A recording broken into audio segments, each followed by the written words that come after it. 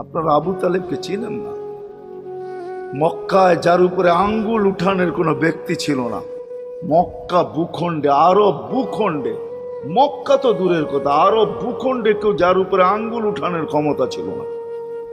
খারাপ দৃষ্টিতে যদি আঙ্গুল উঠাইতো তো পাঞ্জার থেকে সাথে সাথে পৃথক হয়ে যেত।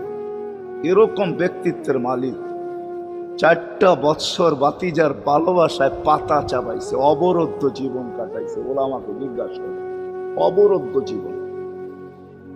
আবু তালেবকে অবরুদ্ধ করবে মক্কায় কোনো ব্যক্তি?